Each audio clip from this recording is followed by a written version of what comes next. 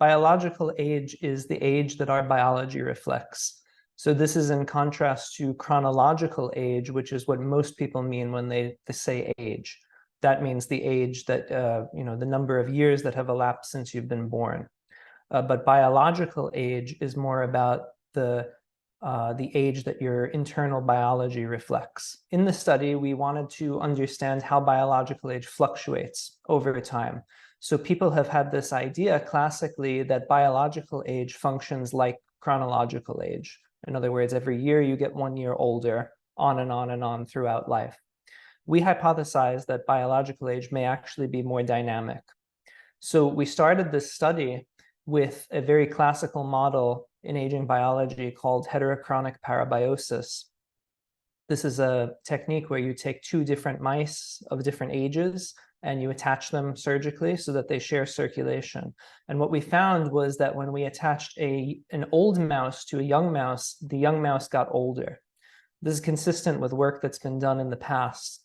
But what was interesting was that when we detached the mice and we allowed them to recover, the young mouse got younger again. So when it was exposed to the old, the age went up, and when it recovered, the age went back down. So this was an experimental proof that you could have a situation where biological age could be transiently increased, but could return to baseline.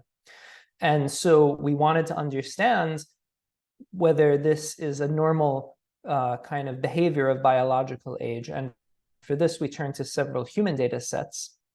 And we found essentially that very severe physiological stress can cause a similar effect. So we analyzed major surgery, pregnancy, and very severe COVID-19 infection.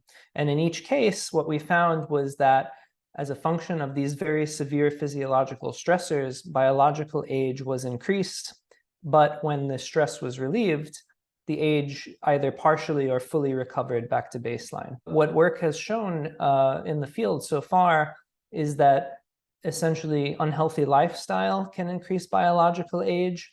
So things like excessive overweight and obesity, excessive alcohol consumption, smoking, and then you can also have disease processes that can increase biological age, such as Alzheimer's disease or some cancers. Biological age reversal, again, is a very, very active area of research. Of course, it's what everyone, I would say almost everyone in this field wants to do, because of course, we believe that if we can reduce biological age, people will age better, have fewer of the detrimental aspects of aging, but still maintain the positive aspects.